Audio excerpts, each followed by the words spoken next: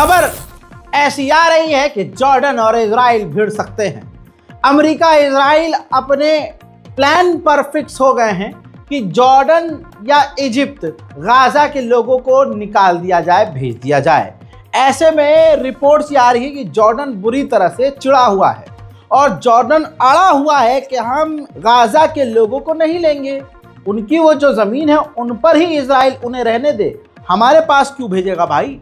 ऐसे में रिपोर्ट्स ये है कि जॉर्डन इजराइल से रिश्ते भी जो अब्राहम अकॉर्ड के ज़रिए रिश्ते अपने ठीक किए हुए हैं और नॉर्मलाइजेशन इजराइल के साथ किया हुआ है वो तोड़ सकता है।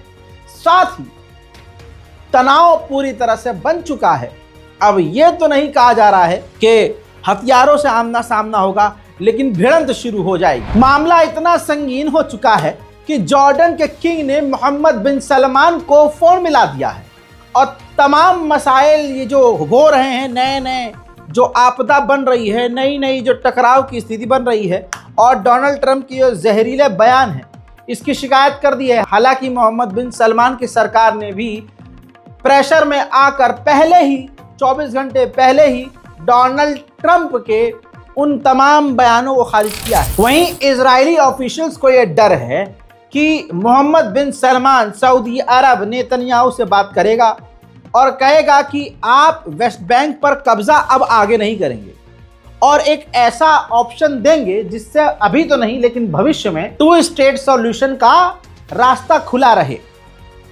तो इजराइल के लोगों को और ऑफिशियल्स को डर है कि इस बात से नेतन्याहू सऊदी अरब से राजी ना हो जाएं और वेस्ट बैंक पर कब्जे को रोक न दे। पर्सनली हमारा एनालिसिस ये है, हमारा जो पूरा इस पर नज़र है उसके बाद जो हमारा जो रिजल्ट पर्सनली रजाग्राफी का ये है कि देखिए जॉर्डन ने सख्ती से इनकार किया है और वो भिड़ने को तैयार है कि हम फिलिस्तीन के लोगों को नहीं लेंगे भाई। लेकिन इजिप्ट नरम होता हुआ दिख रहा है। इजिप्ट ने शुरू में मना किया लेकिन अब इजिप्ट नॉर्मल है। इसका मतलब ये है कि इजिप्ट कहीं ना कहीं अमेरिका और इजराइल के आगे पस्त पड़ा हुआ है या फिर इजिप्ट मोटी रिश्वत ले रहा है। ये दिमाग में रखिएगा। और ये रही अगली खबर स्क्रीन पर। अमेरिका ने इजिप्ट को $900 मिलियन के हथियारों की खेप अप्रूव कर दी है। इससे पहले भी कई अहम मुद्दों पर इजिप्ट को खामोश करने के लिए अमेरिका ने उसे हथियार और मदद दी है। ऐसा नज़र आ रहा है कि ये $900 मिलियन भी एक रिश्वत है और उसके अलावा कुछ नहीं। इसके अलावा 3 अरब देशों का नाम खुल गया है, मोरक्को, पुंटलैंड, सोमालिया। ये तीनों देश रुपयों के एवज में या फिर हथियारों के एवज में फिलिस्तीन और गाजा के लोगों को अपने यहाँ लेने को तैयार है। वहीं एक्सक्लूसिव तस्वीर सबूत के तौर पर आपके सामने अमेरिका के डिफेंस मिनिस्टर, जो नए डिफेंस मिनिस्टर हैं, उन्होंने नेतन्याहू से टेबल पर मुलाकात की और दोनों देशों की डेलीगेशन ने मुलाकात की और अमेरिका के नए विदेश मंत्री ने, ट्रंप के विदेश मंत्री ने नेतन्याहू से वादा किया कि जो बाइडेन सरकार ने आप पर पाबंदी लगाई थी, जिन हथियारों को नहीं दिया था, हम वो तमाम हथियार आपको अब देंगे। हजरात, इजराइल गाजा और इजराइल की जंग में इतना बुरा हारा है कि उसको अब खौफ सता रहा है।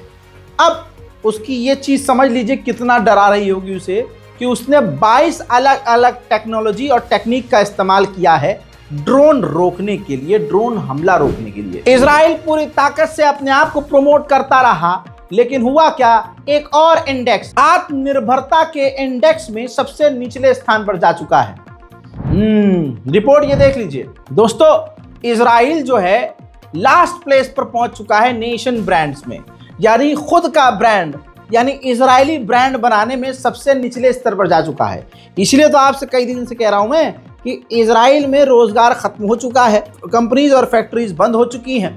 अब मेड इन इजरायली प्रोडक्ट्स पूरी दुनिया में सबसे कम मिल रहे हैं और इजराइल बना भी नहीं रहा है क्योंकि दुनिया इजराइल के प्रोडक्ट का बाइकआउट कर रही है। उधर अमेरिका के डिपार्टमेंट और डोनाल्ड ट्रंप की सरकार प्लान बना रही है कि परमानेंटली पूरी तौर से सीरिया के अंदर से अमेरिका की फौज निकाल ली जाए। वहीं फ्रांस के राष्ट्रपति इमैनुअल मैक्रोन ने खुद सीरिया के नए राष्ट्रपति जोलानी को फोन किया और फ्रांस इनवाइट किया है। सीरिया में लताकिया पोर्ट है।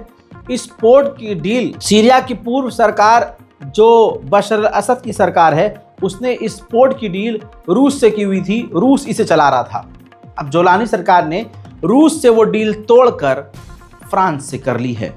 अब ये लताकिया पोर्ट जो सीरिया में है उसको पूरा कंट्रोल फ्रांस करेगा। वहीं सीरिया के ऑफिशियल ने इटली के भी डेलीगेशन से मीटिंग की है। वहीं तुर्की की गवर्नमेंट एजेंसियां लगातार सीरिया की गवर्नमेंट से बात कर रही हैं सीरिया को दोबारा से रीबिल्ड करने के लिए। सीरिया के जोलानी जो राष्ट्रपति हैं उन्होंने कहा है कि हम चाहते हैं कि अमेरिका के साथ हमारा नॉर्मलाइजेशन हो, लेकिन अभी ट्रंप के द्वारा हमसे कोई कांटेक्ट नहीं किया गया है। वहीं रशिया ने कहा कि वेस्ट के देश मिलकर सीरिया से ईरान, चाइना और रशिया को सिर्फ और सिर्फ अपने फायदे के लिए निकाल रहे हैं। मैं दोस्तों इस स्पेशल रिपोर्ट को शेयर करना मत भूलिए। जय हिंद।